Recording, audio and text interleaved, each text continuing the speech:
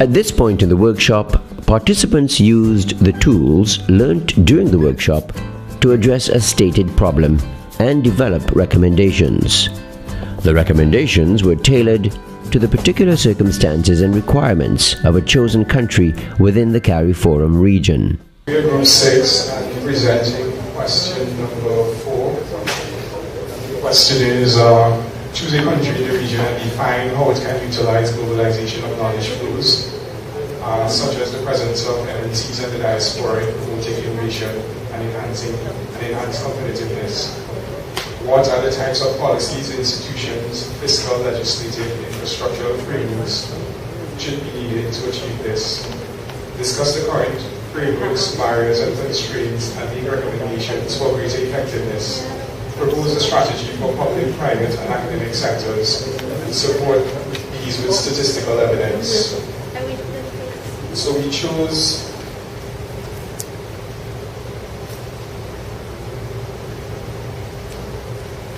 Jamaica, and the goal is to, devise strategies for promoting innovation and competitiveness through the presence of MNCs and the diaspora networks in the context of Jamaica.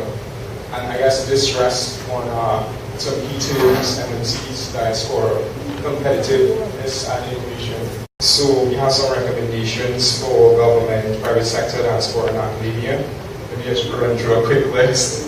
We have this use of research. We think it needs to start at the research position because you possibly need to foster and map the diaspora and MNCs that are currently existing in Jamaica and the diaspora in the diverse countries.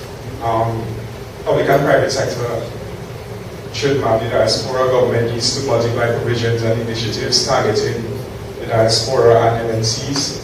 Stakeholders need to articulate a vision and promote buy-in regarding innovation and competitiveness. Diaspora should tap complementarities between current host location and Jamaica. Diaspora should tap areas that allow them to employ more than one facet of their capital.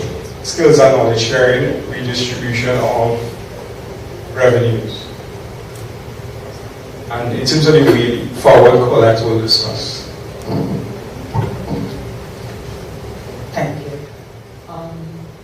Well, recognizing the weaknesses that have been discussed since the beginning of the forum, we thought that we had to come up with an innovative way to overcome the institutional structures of engaging the individuals and SMEs in the different countries.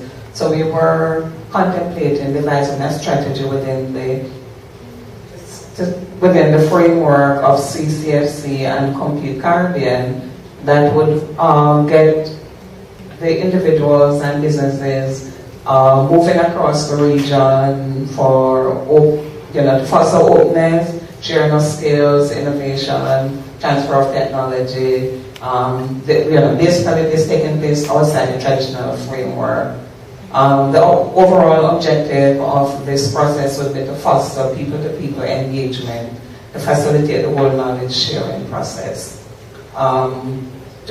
Mainly through seminars, training seminars, type of engagement like this where people in different sectors would be communicating with each other.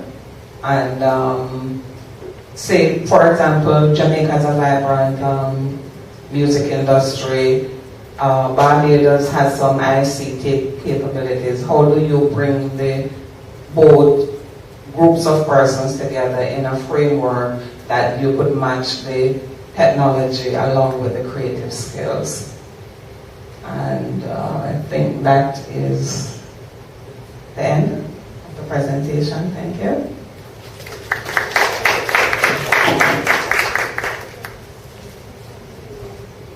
Thank you.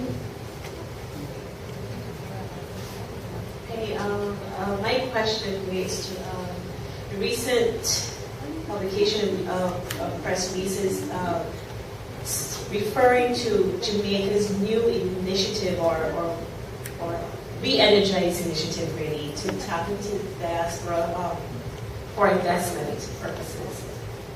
And I'm wondering, do you know or can you speak to the extent to which that initiative includes a focused agenda on innovation development? No, I can't speak to that specifically, but for the same conference that you're talking about,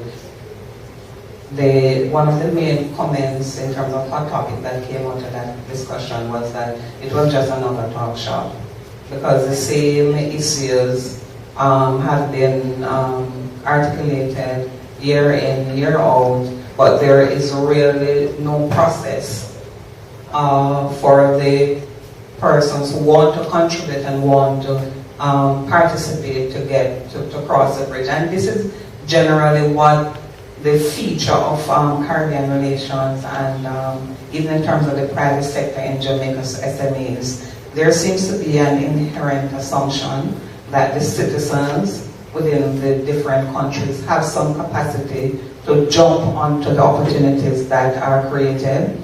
When an institution is set up or a program is set up, there is no bridge to carry the persons or the businesses from one space across that bridge to where the resources are. So there is really no feed-through mechanism, and hence why after having, this would have been the 5th Diaspora Conference, there's still no financial mechanism that has been put in place to engage the diaspora. There is no, there isn't a resettlement or a policy to encourage or incentivize these persons to invest in the local economy, these sort of issues.